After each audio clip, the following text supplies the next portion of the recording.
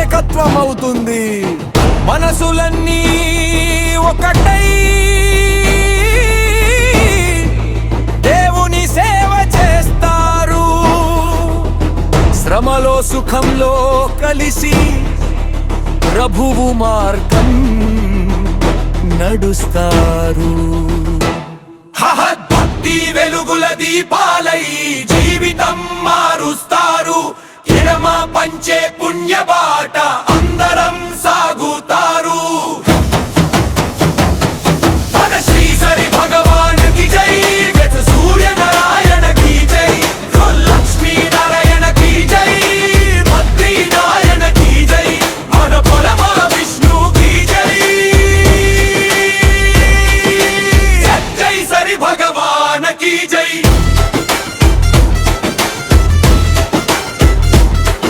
ఆ రోజు ఉపవాసం అంటే శరీర శుద్ధి కాదు, మనసు నుండి అహంకారం వదిలేయడమే అసలు సాధు.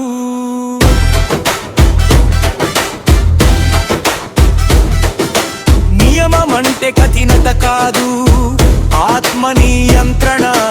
పవిత్రమయ్యే మనసుకే ప్రభువు దర్శన భాగ్యం.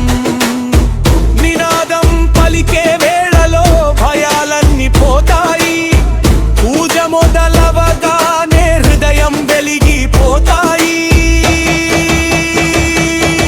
శ్రీ సరి భగవానికి జై, సూర్యనారాయణకి జై, లక్ష్మీ నారాయణకి జై, బద్రీ నారాయణకి జై, పరమేమ విష్ణుకి జై.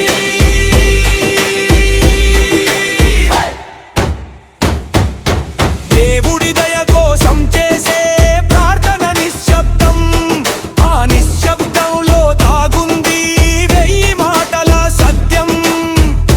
అరచే స్వరం కాదు, అంతరంగపు పిలుపు. కన్నీటి అంచునే కనిపిస్తుంది దేవరూపు.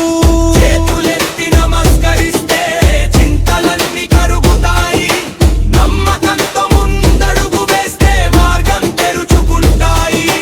మహాప్రసాదం స్వీకరిస్తాం దేవుడి చేతుల వరమని.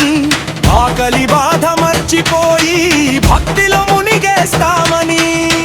లోభం పోయి ప్రేమ మిగిలి జీవితం మారిపోతుంది. నిజమైన ఆరాధనలో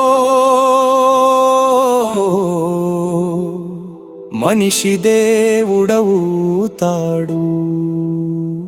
చిన్న గుడిసే అయినా సరే భక్తి ఉంటే చాలు. బంగారు మందిరం అయినా అహంకారం ఉంటే శూన్యాలు. జాతి మతం భాషలకు అతీతంగా ఒక్క దేవుని నామం అది పలికితే చాలు. విడిపోతుంది ఈ లోకం.